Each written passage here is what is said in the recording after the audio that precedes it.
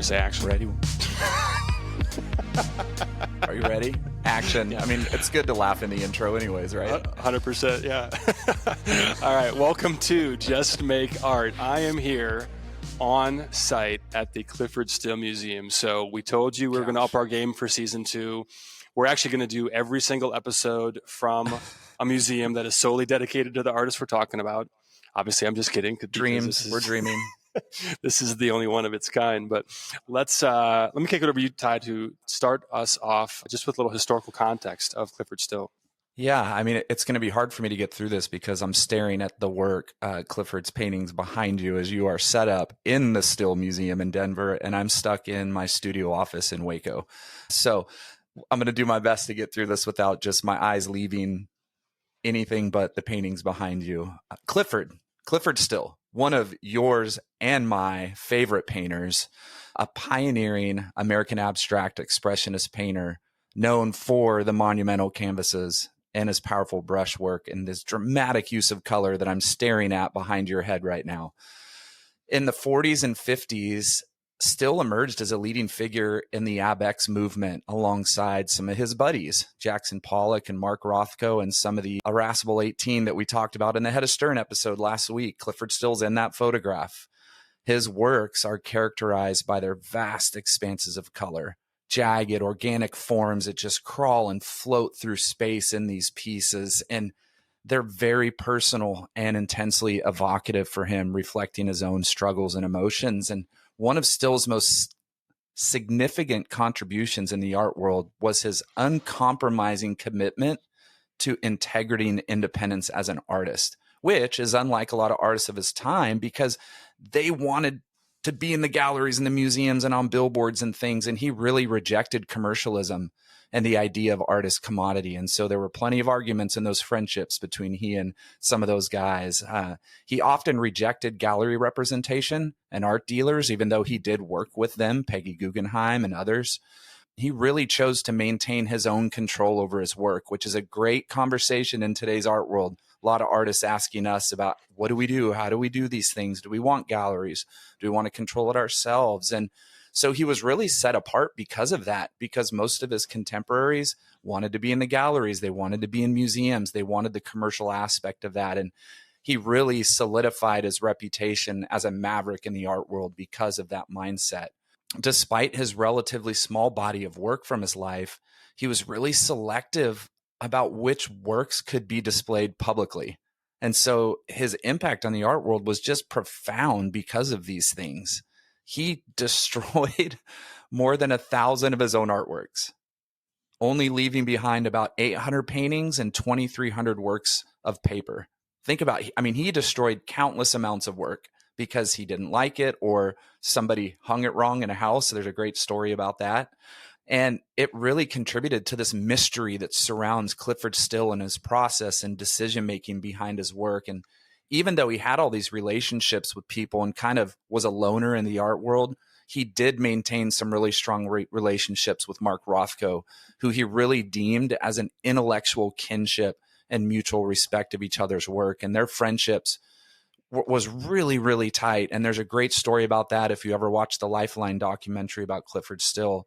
But some of his other contemporaries like Jackson Pollock and Barrett Newman had quite a bit more contentious attitude, and they often clashed between principles and the differences of their work and the commercial aspect of work. So anyways, his legacy as an artist is 100% linked to this uncompromising vision and pioneering development of abstract expressionism. And his canvases, as I see behind you, continue to captivate viewers all over the world with raw emotion, untamed energy, and just this influence of the trajectory of modern art as we see it today. And so upon his death, and I know you're going to talk about this in a second, Nathan, he left very strict instructions that his work should never be divided, sold, or loaned to other museums. He wanted one sole place for his work because he thought his work needed to speak on its own with each other. And that led to the establishment of where you are today. And I know you'll share about that in a little bit. I will, yeah, and I'm going to fact check you real quick here, just because I'll beat whoever would have done it in the comments anyway. It was Yeah, actually Pollock yeah. was the only artist who he never had a falling out with. Oh, Rothko and he interesting. were Or close, and they had a real yeah. pretty intense falling out Well, at later. the end. Later, yeah, At the yeah. end. Yeah, Yeah, at the end, for sure. yeah, his dispute with Newman is well documented as well. But let's jump off with the quote. And we've done a Yeah, variety of episodes where we've covered a ton of ground with a variety of different artists, and some where we've stayed dedicated to one in particular. For obvious reasons, today we're going to stick with Clyfford Still was quotes. still. But it was difficult to decide which one we should Gosh. start with, and we got a lot to choose from. So I suspect this will be Yes. one of probably multiple episodes on Clyfford Still. But I wanted to start with this quote. Art is a bridge between the conscious and the subconscious, between the known and the unknown. I'll read that one more time. Art is a bridge between the conscious and the subconscious, between the known and the unknown. Do you think Rick Rubin would love that quote? That would fall right into fall right into the creative act. I can hear him talking about that at length. Yeah, I love this quote for a lot of reasons. I think one of the reasons why I wanted to start with this specifically is just the experience of taking in his work in person and seeing it. The scale, the intensity. It's an experience, and I really wanted to kind of share a couple stories. This is my fourth time here. Once I've been here by myself, which has its advantages to those of you that work through a museum at a slower pace. I suspect you and I would probably be fairly good, museum partners. But when you go with folks that maybe aren't quite as big of nerds as you are, they tend to like, where are they, like 3 rooms ahead? What's going on? No, they go grab coffee and food while I am in the museum. That's right. That's right. I'll catch up with you. Yeah. So once by myself, once with a good friend of mine who lives in town, and then another time with my family. And what's interesting, so the friend that I brought here, enjoys art, appreciates it, but isn't a dork about it, like you or I might be. And it's really fun and interesting to sort of share, Still's work, with somebody who wasn't familiar with it before. It's just a really cool experience. Like, it doesn't matter. And getting to the quote, right? Conscious, subconscious, known and unknown. And there's another quote of his that maybe we'll circle back to as well, but appreciating art does not need to be an intellectual experience. I remember my buddy said something to me that I'm sure you've heard a bunch of times as well, that people will say often is, I like art, but I don't understand it. And at the end of the day, the question is, do you enjoy looking at it? Do you enjoy the experience, of being with it? And of course, there's plenty of, academic, reasons and other aspects and elements to appreciate as well. But just the fact that his work connects at such a deep, soul level with everybody that I've had a chance to bring through here is tremendous. I mean, one of my favorite photos that I have of myself and our youngest daughter is one that my wife snapped of the two of us, just looking side by side at one of his large scale works, which most of them are. But it's one of my most cherished photos. In fact, our youngest daughter Ella, has got a print of his hanging over her bed. As a matter of fact, she got it at the gift shop here. So I want to kick back to you. How does that quote resonate with you, and how do you? There's a lot of ways to interpret and discuss that particular quote. There's so much in that, because unconscious, conscious, right? Spiritual, all these super deep, very deep, heartfelt, big thought, big experience moments. And with his work, that's what he wanted. He really wanted somebody to have a deep spiritual experience with his work.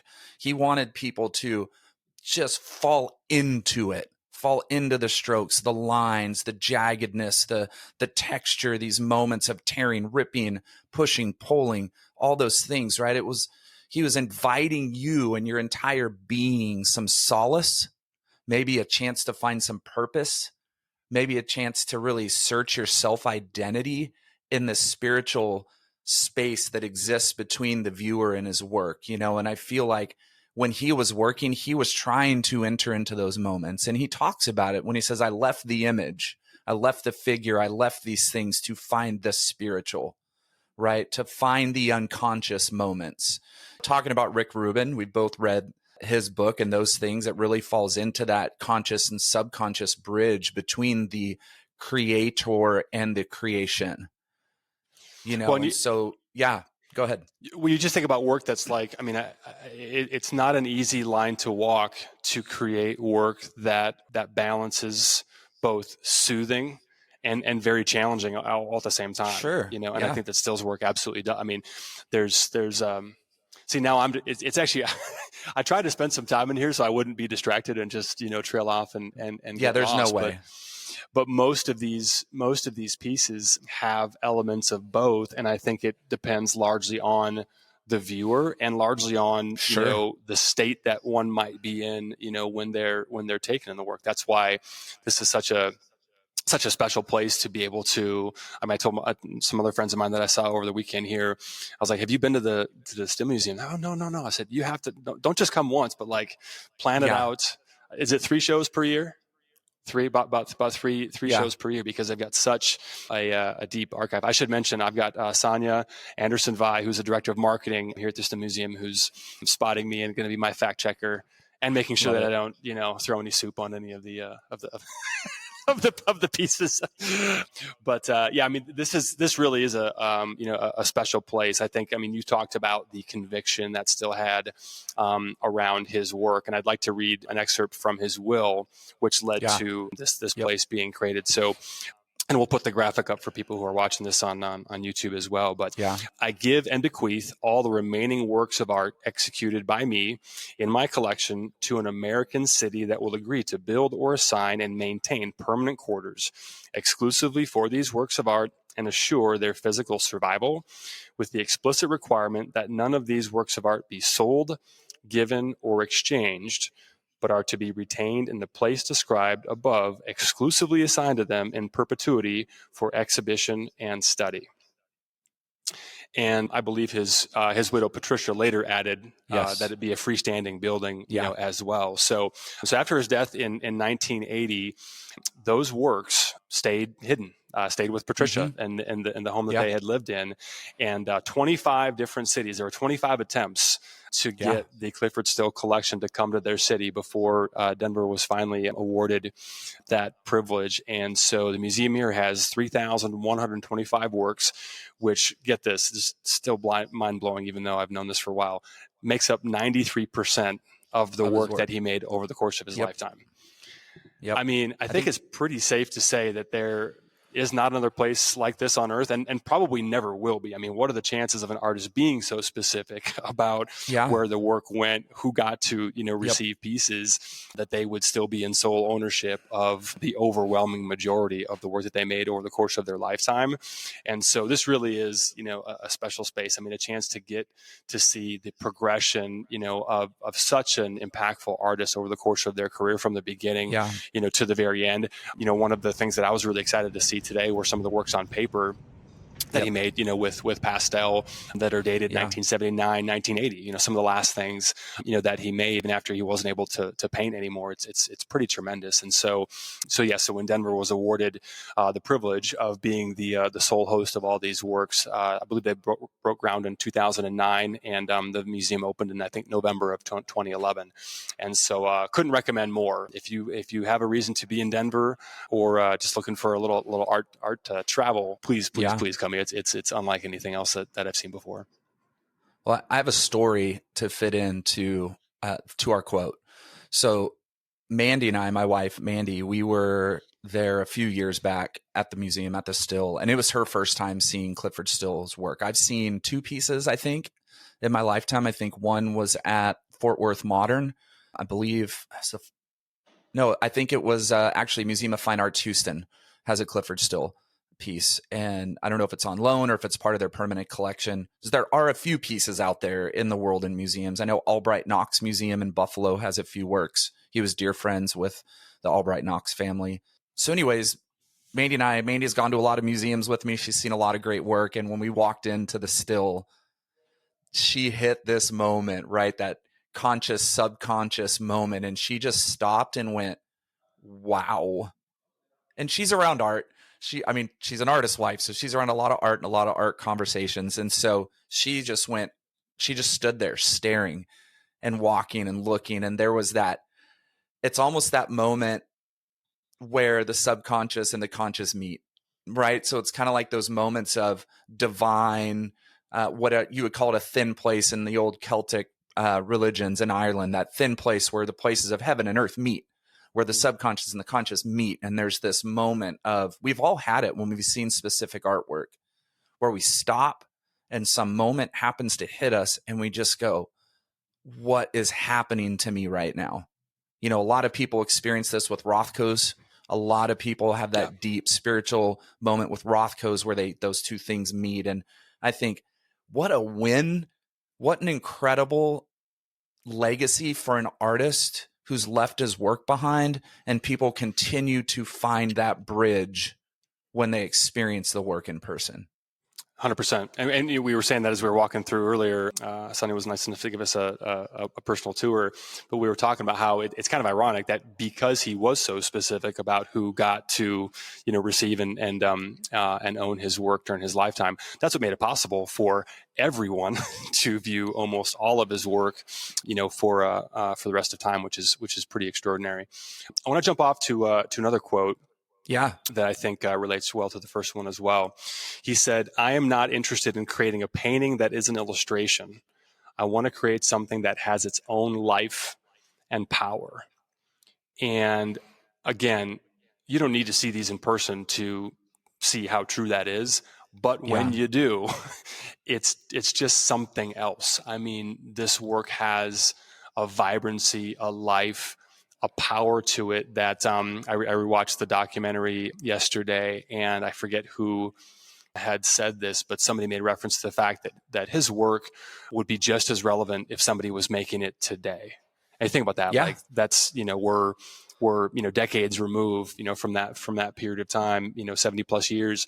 And so to be in a place where to have made work that had life and power then and still has it now and then some is absolutely, tremendous. I think you'd be hard pressed to, I'm sure we could come up with a list of other artists who have a signature style that is that distinctive, or is as distinctive. But I think you'd have a hard time finding somebody whose style was more so, than Still's. And so I'm curious, how do you think about that quote? Because there's kind of two very distinct, elements to it. Well, I think you have to really look at the abstract expressionists and how they work with paint. So talk about leaving the figure and leaving the illustration and those things. And when you're thinking about the abstract expressionists and paint, it's the paint itself that is communicating strongly. So we have to look at the example of how they dealt with their paint. So we receive their images or their paintings by how we look at the paint. So they were all different in their process, right? From Pollock to Rothko to Joan Mitchell to Helen Frankenthaler. But still, right, he used palette knives and trowels, and he made his paints from pigments. All of his paints were homemade, right? And he created those things. And so we have to look at how he painted and the way he used paint. And to piggyback a quote, he said, "I want to be in total command of the colors as in an orchestra. They are the voices." So that taps right into what you said as he's leaving one and moving to the other. So I think, too, when we talk about that spiritual juxtaposition of conscious, subconscious, exploring mystery in his work in these things, you can get a soulful, mellow, beautiful feeling, but you can also get a very violent, fighting feeling as if he's fighting with his soul to discover who he is, what he's about. Because you think about the act of thick handmade paint on a trowel, you can see it in his work.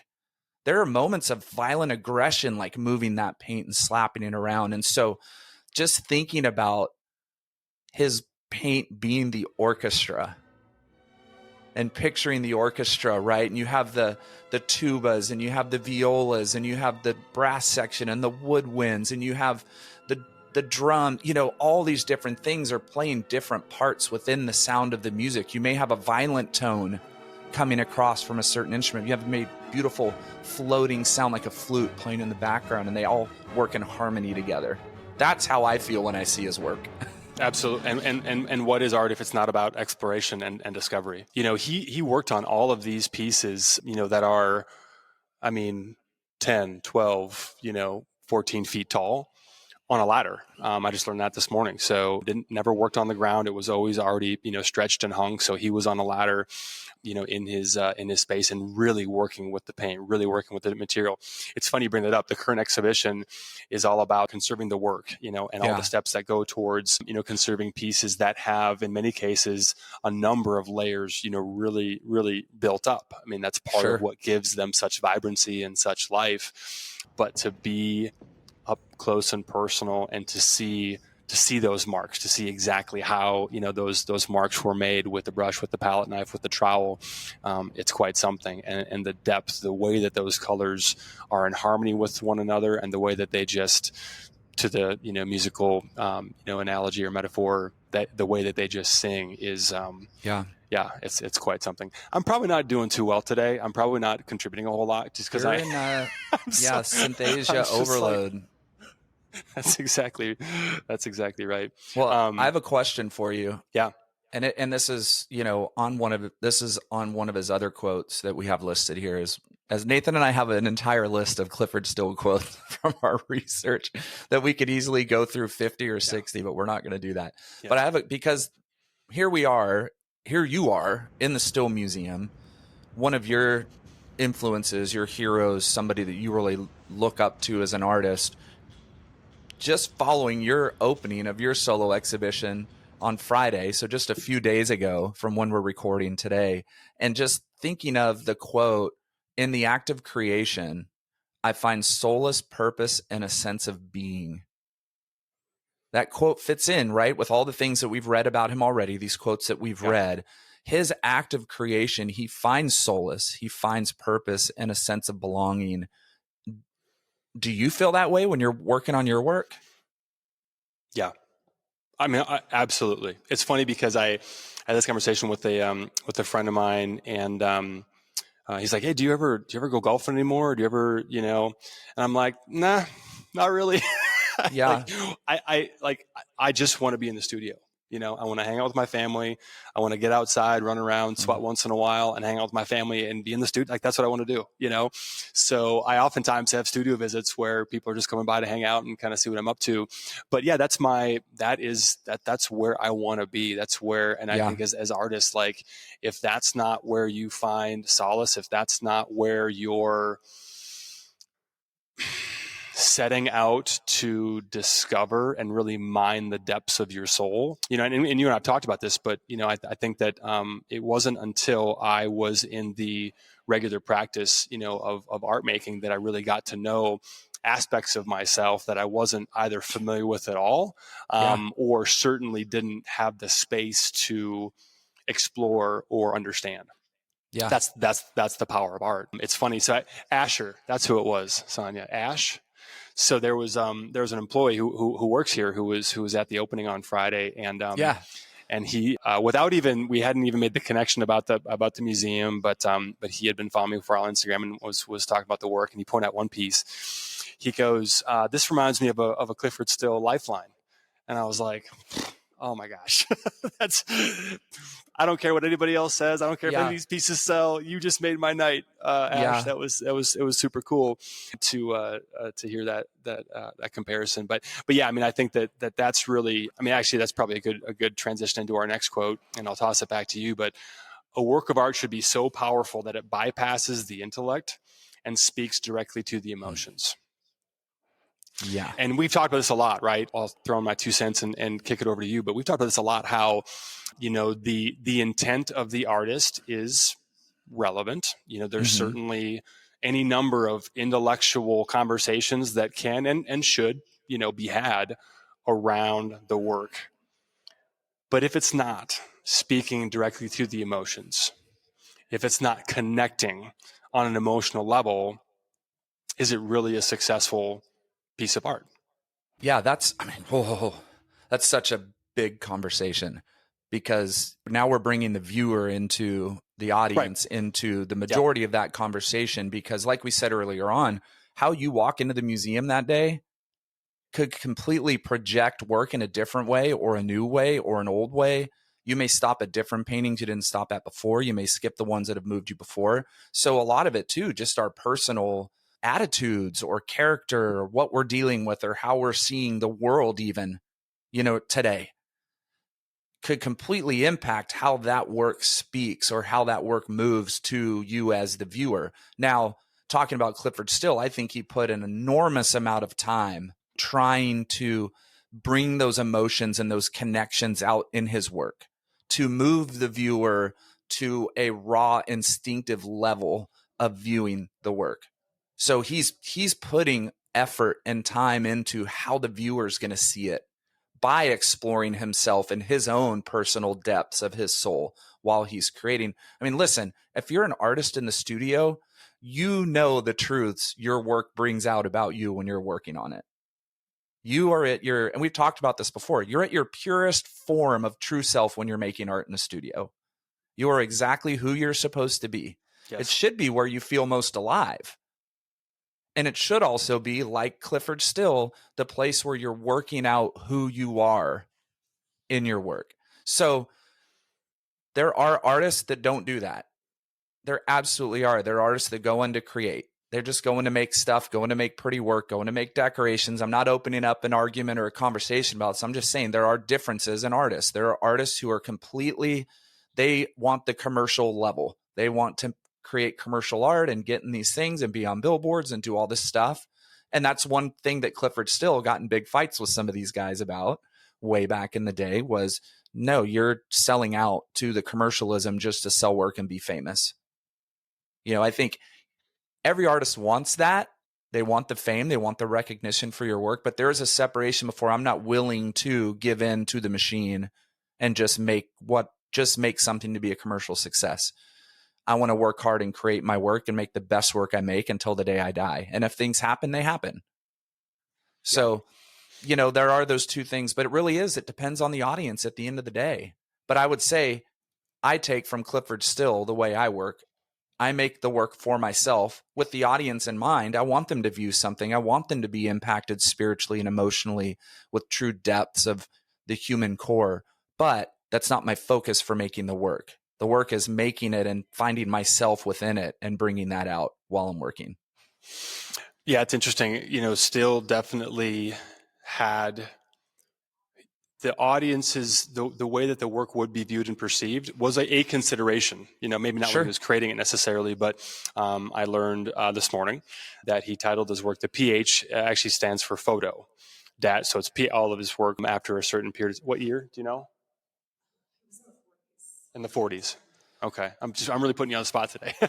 I'm glad you're here. So at some point in the 40s, he switched from titling work to, PH dash, the number, because he didn't want to give the viewer any indication of, what it was about. He didn't want to taint their perception or their experience, with the work. So taking intentional steps to bypass the intellect and just give the viewer the most open, free experience to experience it on an emotional level, or however they, happen to on that particular day. That's possible. Let me ask you, how has Still's work impacted your work specifically, or your practice specifically? I learned of Clyfford Still, I believe the first time I had learned about Clyfford Still was 2000 or 2001. One of my good, dear artist friends, Sean Ellis, was at University of North Texas in the drawing and painting program, and he was influenced by Clyfford Still. And he was creating a lot of work with similarities, right? When we love an artist and we're young and we're making art, we're doing everything we can to replicate who we love in our work. We've talked about that in the Cy Twombly episode a few episodes back.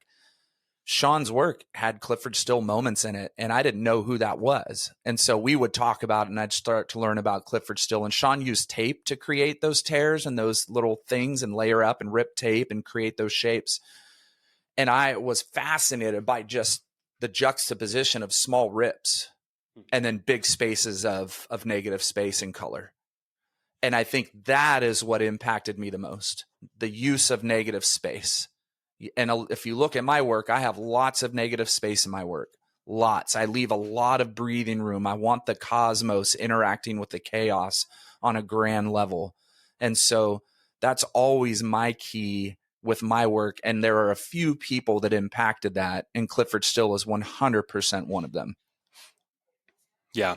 Yeah, I think for me, the biggest thing would be what I appreciate about his work. It's hard to just list one thing, but if I had to come up with just one thing, when I'm viewing pieces, and again, fourth time here, seeing most of these, I think with maybe just one exception for the very first time, is how many of his pieces have, given their grand scale, have just a little dash, just a little something that's a different color or just completely out of.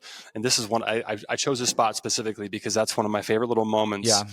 Is just of the entire piece, which is mostly that beautiful, goldenrod, yellow, some blue. There's just this little dash of seafoam green, Yep. and Yeah. it That makes little up, corner. Yep. I mean, less than 1%, right, of the, of the canvas. But I love the way that brings me as a viewer in and just causes me as an artist as well to be like, I wonder why, why there, why that Yeah. color. And then just to consider like how that really, even though it's just such a small little something, the way that impacts how you take in the rest of the piece is just fascinating. So those little peekaboos, those little clues, I think are what really brings me as a viewer, into his work, and Yeah. something that's definitely impacted me personally as well. Well, and as an artist, you should be trying to crawl into the artists of the past heads. You should literally take it upon yourself to crawl, like being John Malkovich, crawl inside the head and literally search around and find the whys and the whats and how they're doing these things. And I think, you saying that, I leave little moments like that in almost all of my pieces, little edge moments or little, and maybe that's because I saw it in a Clyfford Still piece at one time and it stuck in my head as something that was so important. And what I do things because I want to do things that aren't supposed to work or fit and make them fit. And I feel like he had a mindset of that. I want to do things that I'm not supposed to do or people are telling me not to do, and I'm going to make them work and I'm going to make them successful. I mean, that's part of his nature, I feel like, was I'm not going to live in New York at the height of my career just like everybody else. I don't need to. I'm going to live somewhere else. I don't need the commercial success of every big gallery out there in New York and LA. I'm going to do it on my own. He really fought those things and wanted to make him fit because he was great at what he did and not leaning on everybody else to make that happen. Well, and just how you referenced it at the top, but just how uncommon that was then and is now, to be so convicted about what you're doing and to maintain that conviction, in his case for years, without a lot of public interaction, or feedback, and just to maintain that consistency of vision and execution of that vision is incredible. You and I might have a difficult time in John Malkovich's mind with those 4-foot ceilings being of above average height. That might, but I wonder, think of how many people maybe tried to do that.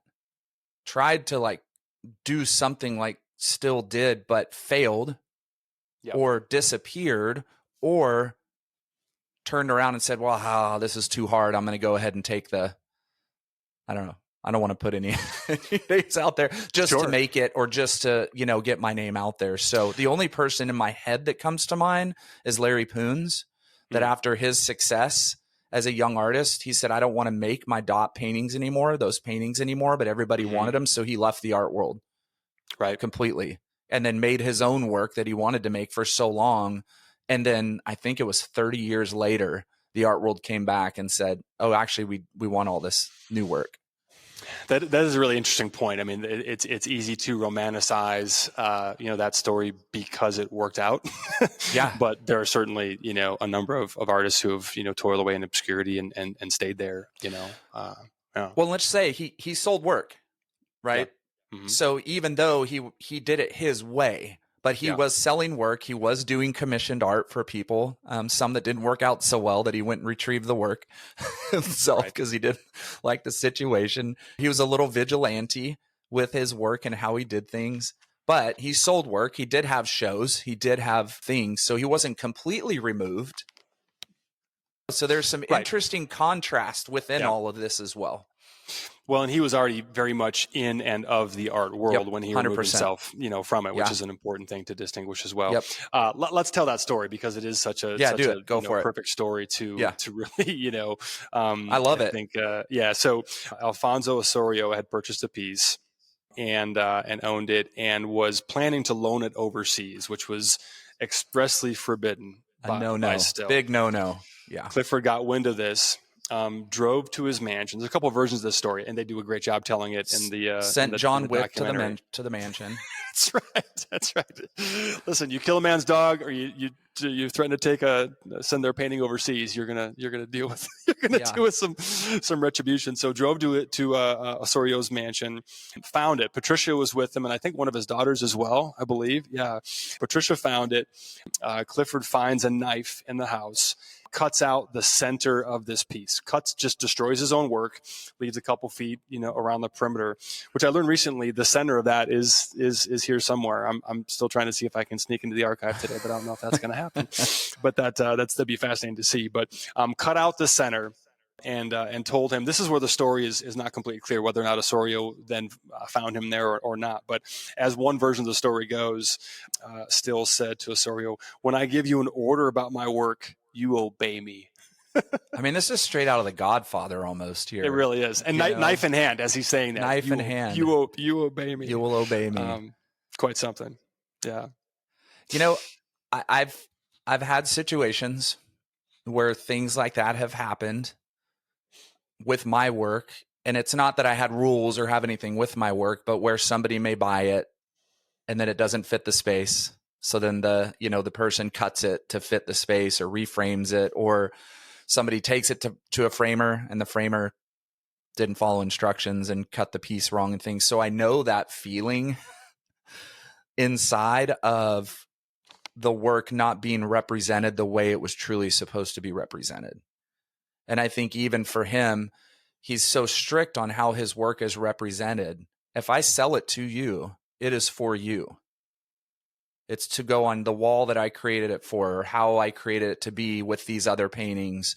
Those things, I don't want to be in the room with Rothko and Pollock. I get my own room of my work because my work isn't to be seen with those other works. It won't reflect the work as well. So you have these things. I know that feeling of, did they use me? Did they not truly care about the piece? And I think for him too, my piece isn't a poster in a frame to be shipped around the world and shown by other people. It was for a purpose. This is the purpose. Here it is. So I know that feeling. Now, I don't think I'll go to the lengths of Still and the family and the crime family going after the piece, but I love that story. I mean, those are the stories that make the art world just so alive and beautiful in the history books. I mean, it's probably a good idea to at least put the knife down before you confront the human being. If you're gonna, you know what I mean? Here, hold this. That was his raw intensity. Yeah. That's what set him apart and made him successful by pulling himself away and being set apart, was that raw intensity with his work. Yeah. No, absolutely. I feel like we're coming up on a natural ending point, but I wanted to throw one more quote into the mix and then maybe see if we can't break down a takeaway or two for the kids. But this quote, "I do not seek perfection. I seek truth, authenticity, and raw expression." I do not seek perfection. I seek truth, authenticity, and raw expression.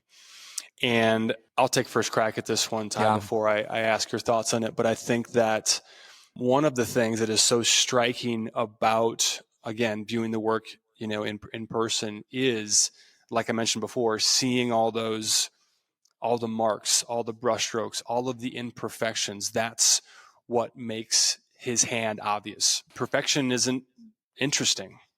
Yeah. It's the imperfections is really where the interest and that authenticity, really where that expression lies. And I think that when we're thinking about, as artists, how am I seeking my truth? How am I trying to express myself, authentically? I think that that's a really important thing for all of us to keep in mind, is just the value of setting aside, unless you're into hyperrealism and perfection is part of the objective. But apart from that, to really, not just try and hide the imperfections, but to really lean into them.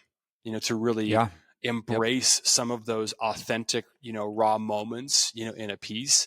And even when it may not look like your style or what you think you were intending to make in the first place, at least consider keeping it. At least Yeah. consider, leaning Yeah. into that as opposed to shying away from that. And I'll just share my personal experience. And this is Yeah. something that you really helped me with personally was I remember all of the time that I would spend resolving a piece, and I'd get to a certain portion that I wanted to. It just wasn't quite right, and I wanted it to look like a step that I had done, whatever 3 or 4 moves previous. And the lengths that I would have to go to try and sort of, recreate and almost manufacture sections of a piece to get it to look a certain way that was, I guess, and it's been a while since I've created that way, but I guess consistent with, whatever my vision, was when I started. And it really wasn't until I was able to, and I still fall in that trap, from time to time, but Yeah. until I much more consistently set that perfectionism aside and realized, what am I making this for? Right? Back to what we were talking about before, as far as that act of creation, finding soulless purpose, Yeah. sensible. I tell you what, never once when I'm caught up in my perfectionist self, when I'm stuck in that mode, never once do I feel solace, purpose, or a sense of belonging. I feel a sense of duty, responsibility, and just flat out drudgery. It's task oriented, and Yeah. that's not how I, choose to make art. So, what are your thoughts on that? I mean, I don't know when he said this quote, right? The date, or if it was later in life or earlier on in life. I'm not sure the actual date of this quote. So I'm just going to think back to those early abstract expressionists, right? Because they were leaving perfection. That's what they were doing. Even in just abstract art, there are a lot of straight lines. You have cubism that moved into abstract. You have these movements that still had straight lines, still had things. All of these men and women, not all of them, but most of them were classically trained painters. They could paint landscapes. They could paint the figure. They'd gone through figure classes. They could all paint perfection, so to speak. And so now they're all leaving this for the raw expression, for the emotion, for the authenticity. And I think for him, he's such an important part of this. And him saying this is really his philosophy, not seeking perfection, seeking the truth, authenticity, and expression in his work. And so he's really pushing artistic boundaries and challenging these preconceived notions that existed before they came along, the abstract expressionists, and trying to leave an impact on the world, taking that to the expression, to the furthest ends of expression. And I love this. There's something that Pollock said years ago when he was interviewed about abstract expressionism in the beginning. And he says, the important thing is that Clyfford Still, his work? He asked the author. And Rothko and I, we've changed the nature of painting. We've changed the nature of painting. And those 3 guys, and when you think of Pollock, he was maybe the most freest form of expression, flat on the ground, moving around, dancing, spiritual, whether he was, and a lot of the time he wasn't even drunk in these moments because he was sober. A lot of people don't know that when some of these paintings were created, but really finding that just motion and emotion in the work. So here you have these 3 guys who together are discussing these things and leaving what was learned before. And then I love that he makes a crack in the same quote, Pollock. I don't mean there aren't any other good painters. Willem de Kooning is a good painter, but he's a French painter. I told him that the last time I saw him at his last show. I mean, look at all those pictures. They start with an image. So he's even saying about de Kooning and other people, they're still seeking perfection. Yeah. Because they're starting with an image when they're making. And that quote by Clyfford is amazing because I want mistakes. I want accidents in my work. I want those little moments of chaos and then leaving them in and see if I can work around them rather than erasing, rather than painting over. Can I work through those? Because there's authenticity even in the mistakes, even in the oops drip or the mark you didn't mean to make. Yeah, I love that. I'm gonna throw out a takeaway, something that's just really resonated with me personally as we've been as I've been here and as we've been preparing for this episode. And I think it's that while trying to channel your inner Clyfford Still from a conviction and vision standpoint is a really solid practice. I mean, I think we could all use a little bit more of that. I mean, level of I just keep coming back to that word conviction. It's also important to realize that even still had moments. There's a great story that they talk about in the doc where he just broke down at the kitchen table, and one of his daughters happened to hear him questioning, like, is this what's this for? Is anyone even going to care? About my work. And so I think it's really important, if you're listening to us talk right now and you're thinking, I can't imagine having anything close to that level of just steadfast conviction that just doesn't waver over time. Well, that's not the case for anybody. I mean, if somebody, absolutely. if somebody like still had those low moments, then you better believe that we're all going to have them. So it's important to, I think, just not make those low moments mean more than they do. Those low moments. And I've had some, recently where I've asked a version of that question, right? We all do. Yeah, absolutely. And so, when those times come, it's important, I think, just to remember, like, hey, there I go having thoughts again. This is a normal part of the human experience, and certainly a normal part of being a creative who is seeking truth, authenticity, and raw expression. That's the other side of the coin. And that's something that we just need to be aware of and not give too much of a voice, beyond just those low moments.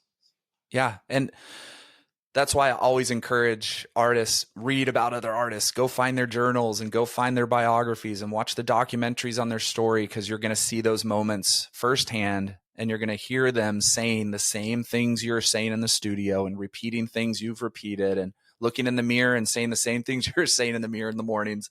So that's why it is important to study and go to museums and go see the work and learn the history about your heroes and your influence, because there was a point in their life, because we're all human, where you err on the other side of doubt and failure, and it creeps in and becomes resistant. So study those things and it gives you confidence. Man, Clyfford Still was saying the same things I was saying last week at the height of his career.